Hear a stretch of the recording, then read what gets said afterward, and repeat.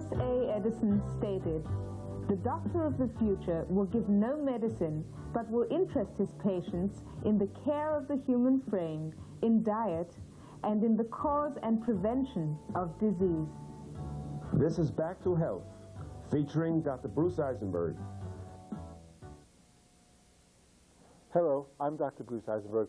Welcome again to Back to Health. As your local doctor of chiropractic, I want you to be aware of how your spine works. I want you to be aware of how important it is for you to maintain the health and integrity of your spine and have your spine examined on a regular basis. This is a replica of the human spine. This is the base of the skull. This is the pelvis. All of the various functions of the body are coordinated by the nervous system. The central nervous system is made up of the brain and the spinal cord. The brain, of course, is protected by the skull. Now, the spinal cord, which is an extension of the brain, is protected by this series of bones, which are called vertebrae. Now, there are openings between the vertebrae, and nerves go out those openings, and they go to all of the different organs, muscle, tissue, cells, and limbs of the body. Now, these nerves carry messages between the brain and the various parts of the body. No messages are going to get from the brain to these parts of the body, or from these parts of the body back to the brain, without going through these nerves, through these openings in the spine. So the spine serves as a switchboard for the entire body. Now, these vertebrae, or spinal bone, constantly move in and out of place. So, for example, if you turn your head, these vertebrae rotate. They go out of place. That's what gives you that movement. Then when you look straight ahead, they go right back into place again. That's what happens normally. But sometimes when a vertebra goes out of place, it gets fixated or stuck out of place. When that happens, it can compromise the opening. It can close up the opening that the nerve is coming out of. When that happens, it could put pressure on the nerve, or a pinching of the nerve. That condition is called a vertebral subluxation. So vertebral subluxation is a situation where a vertebra is fixated or stuck out of place, and it puts pressure on the spinal nerve. And the common term that's used is the pinched nerve. Now, when you have a vertebra that's subluxated, causing pressure on a nerve, a number of things can happen. For example, you might feel pain or stiffness in the neck or back. That's the common neck pain, back pain that people experience. More important than that is that whatever part of the body is supplied by that nerve can also be affected. So, for example, if you have a vertebral subluxation in the neck, that might cause pain, numbness, tingling, radiating down the arm and the hand. Or if you have a vertebral subluxation in the low back, you might have pain, numbness, tingling, radiating down into the leg. For example, if you've ever experienced sciatic nerve irritation, or sciatica, that's a situation where there's a vertebra in the low back that's putting pressure on a spinal nerve that goes down into the leg. And so you can feel pain, numbness, and tingling radiating down into the leg, even though the problem is coming from the spine. So it's important to be aware of these vertebral subluxations.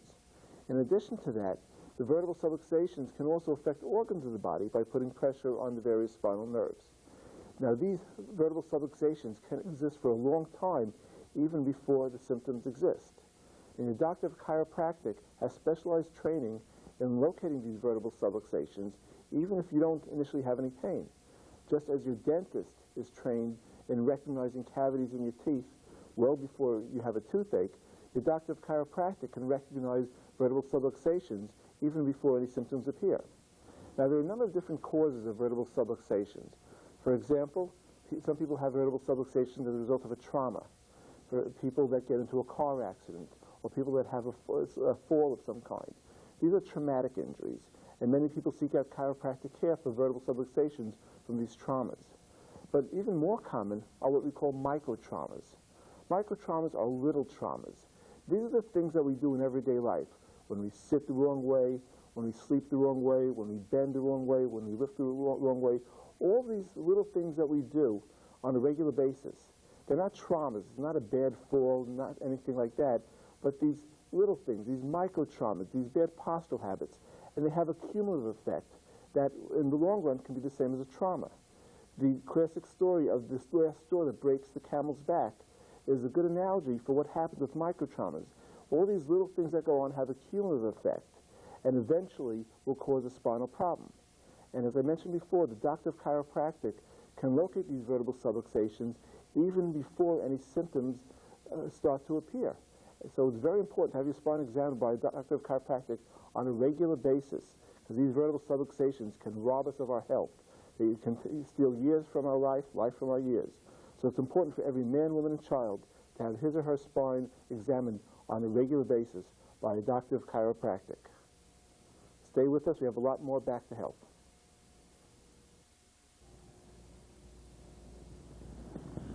Veterans who have served in Vietnam have suffered great physical and emotional trauma, difficulties, and challenges, and have had a great amount of difficulty readjusting to society.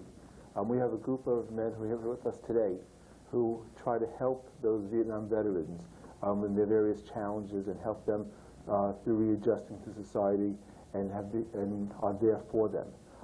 These are members of the Staten Island chapter, the Chapter 421 of Vietnam Veterans of America. I'd like to introduce them to you at this time. To my immediate right is Gene DiGiacomo. He's presently the president of the Staten Island chapter of Vietnam Veterans of America. To his right is Lester Modelowitz. He's a member of the board, and he's chairman of the Incarcerated Veterans Committee. To his right is Glenn Curtis. He's the first vice president of the chapter, and to his right is Richard Martin. He's the second vice president of the chapter. Gene, tell us, what does your organization do? Well, the organization, it covers quite a bit of ground. It goes from the family, where we keep the family involved, to different other programs where we reach out to veterans in the incarcerated program. We try to help some homeless veterans. We just go right through the whole gamut, and then we also get into community, and we do things with the community as far as, we could go as far as handicap to, I don't know, just about everything. We do fundraisers. Next week we're into a fundraiser for the Billy Heidler Fund. And it's just a multifaceted program. Tell us about the Billy Heidler Fund. Well, the Billy, as you know, Billy Heidler, an infant that was born about 4 years ago without any eyes. And the family is just covered with tremendous medical bills. And there are all different organizations throughout Staten Island that have done things for them to help them raise money, because it's an ongoing thing for this infant. And we've jumped in a couple of times, and we're going to jump in again with the Knights of Columbus on a softball fundraiser on the 26th of August. And whatever proceeds we get, of course, will go directly to them. Very good. Lester, tell us about your role in the organization. Well, I do the newsletter for the chapter, and mostly my biggest concern right now is I'm chairperson for incarcerated veterans, and involved in a program at Arthur Kill Correctional Center in helping veterans there to get back into a mainstream of life when they get out, get into counseling. Some of them won't have any place to go when they get out, find housing for them, find jobs for them. And we also have other veterans that go up there and do AA and NA meetings and ones that are alcoholics or drug users. Very good, thank you. Glenn, tell us about your role in the organization. Well, I was the first president, and from there I was up and down a ladder, and my part now is a happy part. I'm working with the public relations and the picnics and what we can do with the community. We had a couple of years ago fingerprinting and pictures for the children, and also the special children that need help and that might run away from home, you know, all of a sudden. And we're getting together with everybody. We're trying to bring our services with the Legion, VFW, and really trying to bring it all into one solid unit of veterans that really counts, so we have more to stand for. Now, you were the first president of the organization? Yes, sir. How long has it existed? We started in September of '88 was our first meeting, and this September we're going to have a birthday party, and hopefully you'll get up there if you could. We'd love to have you. I'll try to be there. Good. It seems like it's a long time between the time the Vietnam War ended to when this organization started. Why is that? Well, the problem was the Vietnam veteran were pretty much in a closet for a long time. There's still a lot of veterans out there that refuse to accept the fact that they were Vietnam veterans and to come out. This chapter is constantly trying to pull these guys in. Why it took so long is because of the recognition factor. I'm sure everybody's well aware of that. When we finally decided to stand up and get ourselves together because of problems with PTSD and Agent Orange and all sorts of problems. We just decided we had better band together to get more things done. Very good. We'll get back to some of those issues in just a second. Richard, tell us about your role in the organization. Yeah, my name is Richie Martin, and right now one of my main concerns also is the incarcerated veterans. I go out there on a weekly basis, and I bring 12-step programs out there. Hopefully, our main purpose is to deal with some of the problems they have, and they've made mistakes, and they're being punished for it. And when they leave there, we want to give them another foundation. Okay, let them know that the doors of our chapter are open. We also have a program, Adopt a Vet, and that's basically what we go there with. We're going to be starting a rap session on Fridays, and that's just to let them get some of their feelings out. This is for the incarcerated veterans? Yes, it is, and it's a strictly veteran in this program. Yes, we also do a variety of sicknesses, illnesses with Agent Orange, finding out from years ago the chemicals that were dropped there, what they're doing to our bodies now. Years later, we're finding out about birth defects and many other things. We also found out there was stuff dropped there in the Korean War that people were never told about either. But it seems like we're the radical ones that we jumped into everything, find out about it, and we're there to help everybody. Have you seen a lot of cases that people who've suffered the effect of Agent Orange? Well, I haven't seen too many. I'm one of the ones that I've been sitting in my house for years and years, and then all of a sudden I heard about the parade in the city, and after that, we got a bunch of guys together, and we started here on Staten Island. So learning about this, and we're making out posters, and every medical aspect we can find. We give it to our veterans, we send it to other veterans, all other organizations, other Vietnam veterans groups throughout the United States send their stuff to us, so everybody is informed as best we possibly can to help each other, and anybody else that needs help, we're there.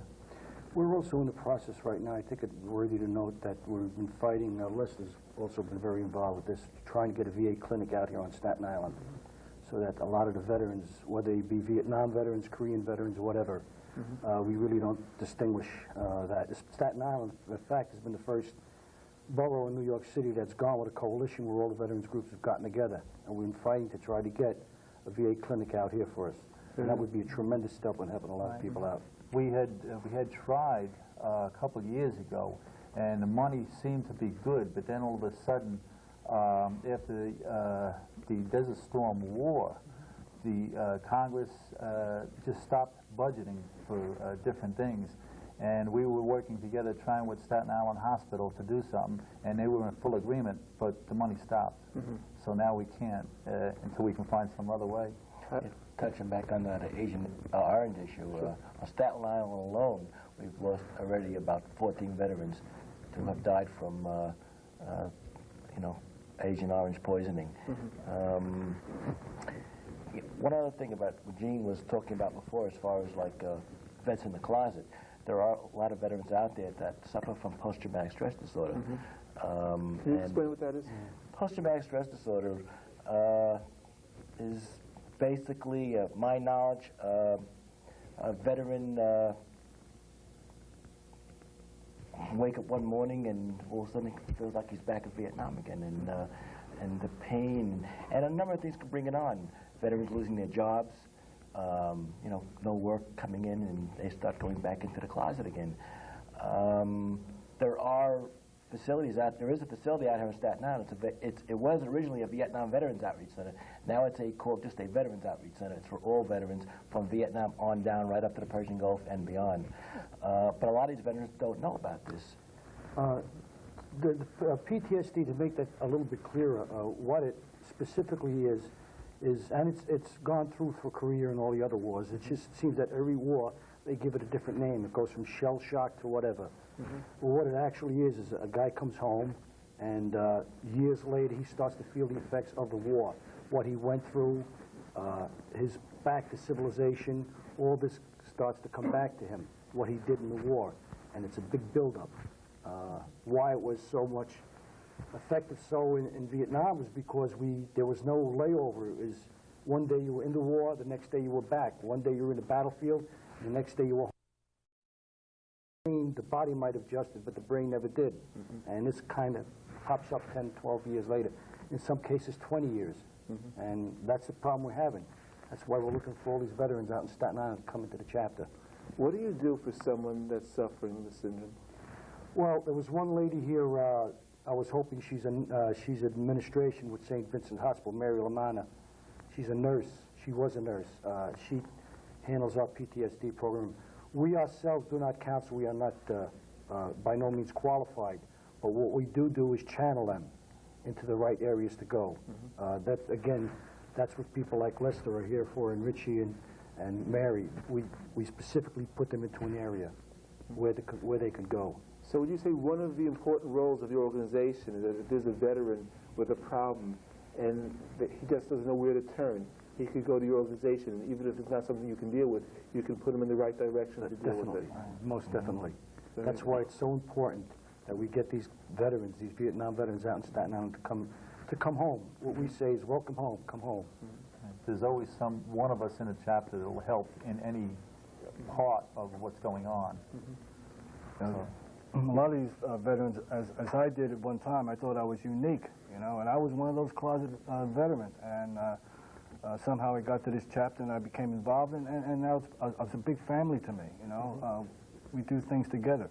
This man expresses it very well. This is a family program, and the only thing I can express to the veterans out there that are still, come down and see us, It's a brotherhood. We consider it a brotherhood. That might sound a little bit extravagant, but it really is to us a brotherhood. When we were in Vietnam, we were taught you had to watch your front, your back, and so forth. And then the men in front of you, the same thing. And it's the same thing now, looking out for each other, making sure we don't stray off into the wrong path, or if one of us is sick, look to help one of them. We make a good team together. We're family orientated, and that's the way we're going to stay. And if anybody out there needs a family, well, welcome home, because you're part of our family, and that's where you belong, with us. That's terrific. Do you find that the Vietnam veteran is more isolated than veterans of previous wars, from what you've heard from other people? Definitely. I find it as such as because of what had happened specifically when we came home. The Korean veteran also had a problem with this, and they're just starting now to face it themselves. With us, it was a definite problem. I remember coming off the plane, landing in California, people spitting at me. So I remember going to college right here on Staten Island, and people shunning us, my own students, friends, So it definitely was a problem, and it's been a big healing process, both for the American public and us. Now, when you were going through it, you didn't have an organization like this to turn to? No, I didn't. In fact, I was having a lot of problems mentally, and I had no way to turn. I really didn't. If I would have had an organization like this, I probably would have gone through it a lot smoothly. That's another thing we did, talking about that. We had no support when we left or when we came back. Our organization, at one time when Desert Storm started up, many of our people went down to Bailey Seton and supported the families, to give them the support that we didn't have. We supported them all the way through it, and we support them coming back because we did not get it, and we do not want this to happen again. Whatever war or conflict or police action, it was devastating to a lot of us, and it still is. For me, it's not as devastating. I'm getting better at it, you know. I mean, Very good. but in the beginning, it was rough. And The organization has been helpful to you? oh yeah, helpful to my family too. If I might say that, I have to tell you, my immediate family lives in Pennsylvania. My mother passed away, and there was cards, flowers, and sent, things like that sent to all the way to Pennsylvania. My brothers and sisters couldn't understand what people that they don't know all the way to New York City sent condolences and flowers. This is a family. Very good. When we started, I think the first words out of my mouth, the first meeting was, before this is a chapter, it is a family. And with that, we make sure that you don't have a babysitter at home. You bring your kids with you, you bring your wife with you. They're all at our meetings, so they all understand, your whole family understands what goes on at any time. There's no holds barred. You're there together, and you know, the kids love it. The kids enjoy it. It parades. The children are with us. Our wives are with us. Camping day. We just came back from a camping weekend. Yes. And we had a lot of the kids with us. And we're talking about teenagers. Mm-hmm. And it's just great, you know, it really is. We have a lot of fun with them. I know there are a lot of fun activities, a lot of fundraising activities that you're involved with the community. We're going to show some pictures now of some of your activities, and if you could just jump in and describe what's going on. Take a look at the monitor. What's going on here? That's our memorial on Manor Road. That Christmas tree next to it, that represents, there's 84 red ribbons for the 84 men that are on that wall, all from Staten Island. And 84 American flags are right underneath the tree in a circle there. That is the 84, that's the most in any one borough that died at that time in Vietnam. It was a horrible thing, but it seemed like Staten Island was there first. Mm-hmm. That is when we did the sign. We had the billboard made up when we were with Desert Storm. That's all families with us of Desert Storm. Their sons and daughters were over there. We were supporting them from Staten Island. You can see the big poster on the right. We put a big poster up, and that was the dedication, just to let them know that we support them. We had a group with them right through the whole Desert Storm, and that was just part of it. That's what Richie had said, going down to Bailey Seton on Tuesday nights once a week while that war went on.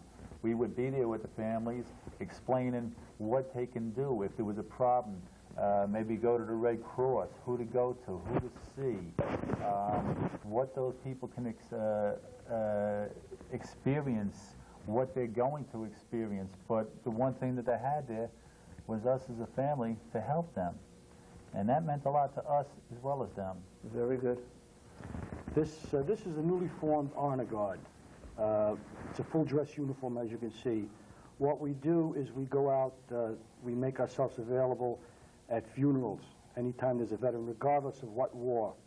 If they need an honor guard to post the casket, we're there. We've also gone as far as doing a wedding, which was something else, but that's just a small segment. You making an association between weddings and funerals? Yes. Yeah, that's why I was laughing. What's going on here? Glenn, you could explain this. That's the handicapped children. They're the lost boys. We sponsor their softball team. We help them out. We get them shirts or bats and balls, and we go down and try to clean up the field a little bit. But we're always working with children. We really try to go all out. The kids are the main source of life. They're growing up. We want to show them how the world is and how it should be and how we can get them going on with it. That was one of our first campouts. That's just a couple of the people we got there. But as you can see, we make sure everybody sees our flags no matter where we are. We're very proud of them. And we want to make sure everybody sees that POW flag because there are still 2,300 men still unaccounted for that are over there. Mm-hmm. That flag was dedicated, General Westmoreland put that up, and we dedicated our monument for the 84 men that died. That there is the Golden Knights jump team. I went down to South Carolina at the air base down there. You can see the Thunderbird jets behind us. The Golden Knights jumped with that flag. I wanted to put some history with it. General Westmoreland had it. It's autographed. The Golden Knights jumped with it, and we want to see what else we can do with it. Make it known. Did that end up in our time capsule? Yes. No, that's in our glass case. That's in the glass case. This is... okay, go ahead. This is the thing we do with the handicap. The Marine and Aviation Society dedicates the ferry, one of the Staten Island ferries, every year.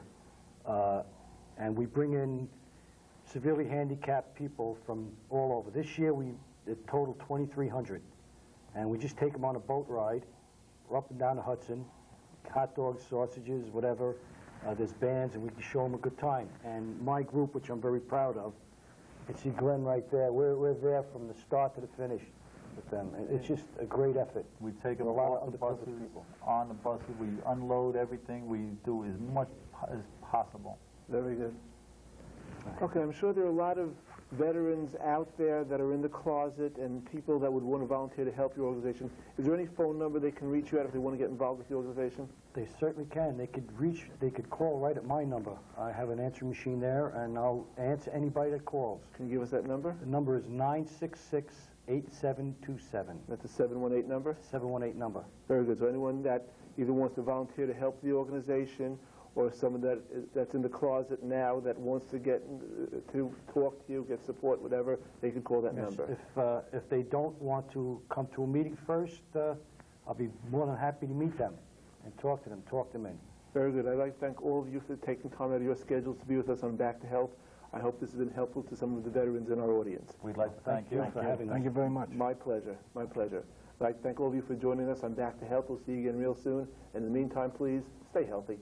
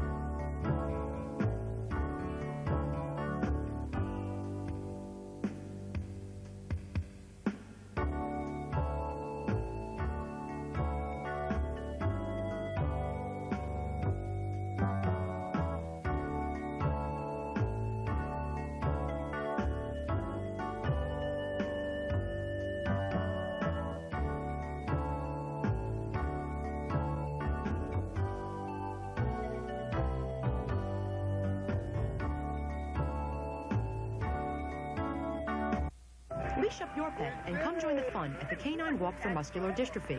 If you enjoy good times with good friends, complete with prizes, contests, and treats for your dog, then the Canine Walk is for you. It's a wonderful way to help the fight against neuromuscular disease. The Canine Walk for Muscular Dystrophy, sponsored by the Staten Island Veterinary Medical Society. Sunday, September 11th at Clove Lakes Park. Registration begins at 10 a.m. For more information, call the MDA at 718-520-6752.